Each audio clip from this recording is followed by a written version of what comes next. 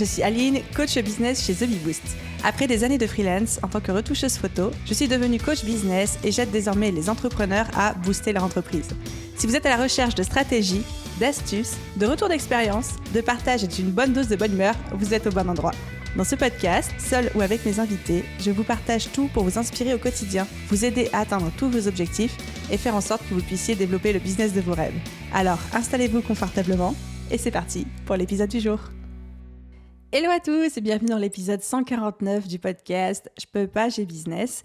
Cet épisode de podcast est un peu spécial puisqu'il est publié le 27 décembre 2021. Ce qui signifie que Noël est passé, pour ceux qui le fêtent, et que vous êtes actuellement en train de préparer activement le nouvel an et cette merveilleuse année 2022 qui s'apprête à commencer. Et du coup, dans cet épisode un peu hors série, puisqu'il tombe en pleine période des fêtes et en période de vacances, j'ai envie de prendre la position de la grande sœur business, de votre coach ou de votre meilleur ami entrepreneur et de vous parler à cœur ouvert pendant un court instant avant que vous retourniez à vos plaids, à vos moments en famille et, je l'espère, à vos vacances bien méritées. Pour la petite anecdote, j'ai ma petite sœur de 25-26 ans, mais qui est pour moi une petite sœur, n'est-ce pas, qui s'est lancée il n'y a pas longtemps à son propre compte. Et j'ai créé en fait cet épisode de podcast pour elle, pour lui envoyer toutes les bonnes ondes que j'ai envie de lui transmettre, parce que comme tous ceux d'entre vous qui êtes en phase de lancement, qui est en train de vivre votre première année, elle rencontre des peurs, elle rencontre des blocages, elle a beaucoup de questions, des choses qu'elle ne comprend pas, d'autres qu'elle n'arrive pas à faire. Et j'avais envie de lui transmettre un certain nombre de messages et aussi plein d'ondes positives et d'encouragement. Alors exceptionnellement, aujourd'hui, je vais enregistrer cet épisode de podcast pour elle, mais je vais surtout passer au tutoiement. Là où je passais mon temps à vous voyez, j'ai envie de m'adresser individuellement à chacun d'entre vous parce que c'est un épisode que j'ai créé pour elle et parce que c'est un épisode que j'ai créé pour toi, auditeur de ce podcast, et j'espère que tu en profiteras. Ma chère petite sœur, ou tout entrepreneur qui m'écoute, déjà je voulais te dire un immense merci d'être là. Un immense merci d'écouter cet épisode de podcast et un immense merci de faire ce que tu fais et d'oser incarner qui tu es. Ensuite, j'ai envie de te présenter tous mes vœux pour ton business 2022 parce que franchement, ça va cartonner, ça c'est sûr. Et je sais que tu vas faire des étincelles. Et pour t'aider à faire des étincelles, j'espère, voici mes conseils de grande sœur business. Conseil numéro 1, n'oublie pas de développer un business qui doit te faire kiffer.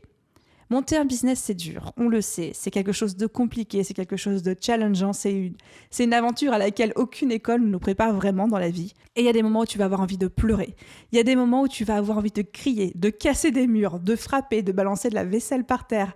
Il y a des moments où tu vas avoir peur, il y a des moments où tu vas trébucher, il y a des moments où tu vas devoir faire marche arrière, reculer pour mieux sauter. Mais dans l'ensemble, il faut que tu te souviennes que l'essentiel, c'est de kiffer le chemin, kiffer l'aventure, parce que c'est une aventure sans fin au final. Et surtout, tu dois bien comprendre que si tu n'y prends pas plaisir maintenant, tu n'y prendras pas plus plaisir plus tard. Le plaisir, ce n'est pas quelque chose qui vient après, c'est quelque chose qui se construit. Donc, à toi de te demander, dès maintenant, qu'est-ce que tu peux faire pour être encore plus épanoui en 2022 ? Qu'est-ce que tu peux faire pour amener encore plus de joie dans ton business, de fun, de bonne humeur et kiffer ton aventure ?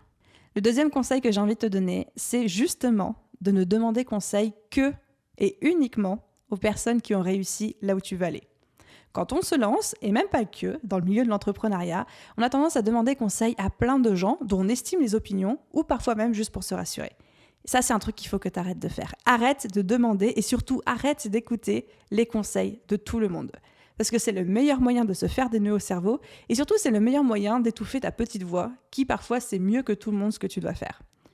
Je te conseille vraiment de ne prendre la vie que des personnes qui ont déjà accompli l'action précise sur laquelle tu as besoin d'un retour, sur laquelle tu as des doutes ou des questions. La vie des autres ne pourra jamais autant t'aider que la vie des personnes qui ont déjà traversé ce que tu t'apprêtes à traverser.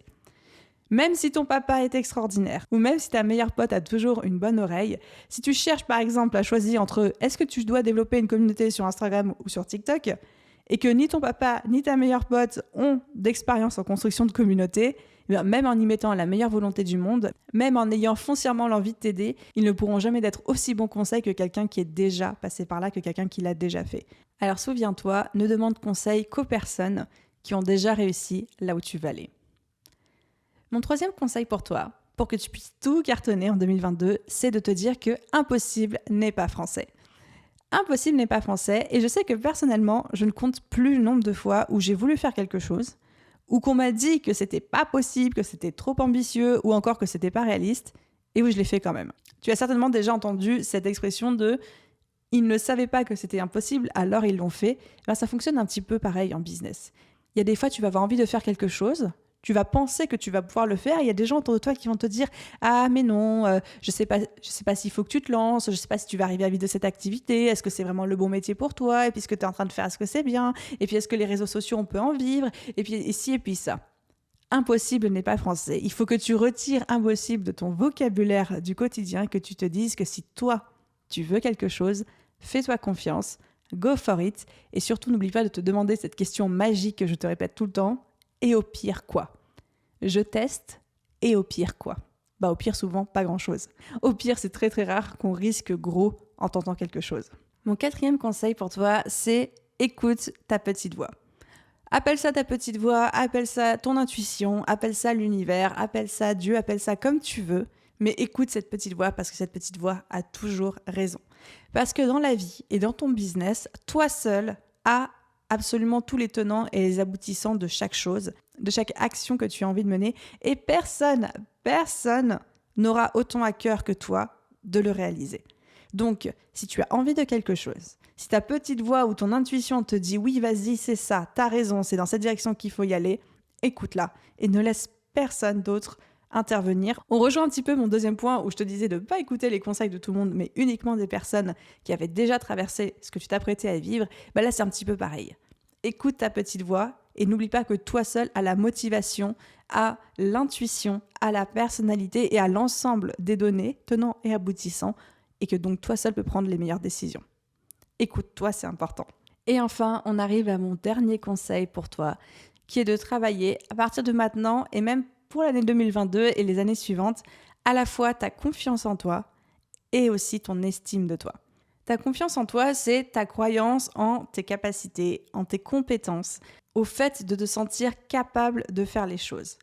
Là où l'estime de toi, c'est ta croyance en ta valeur, la manière dont tu te considères, dont tu t'évalues et ta capacité à être fier de toi-même.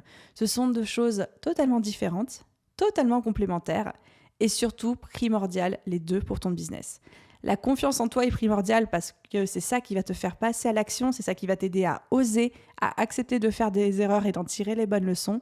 Et ton estime de toi est primordiale pour t'aider à connaître ta valeur, ne pas te laisser marcher sur les pieds, savoir dire non quand tout le monde te dit oui, et l'inverse aussi, et savoir quand c'est nécessaire de te faire passer toi, ta santé, tes envies et tes intuitions avant tous les autres, y compris avant les conseils non sollicités.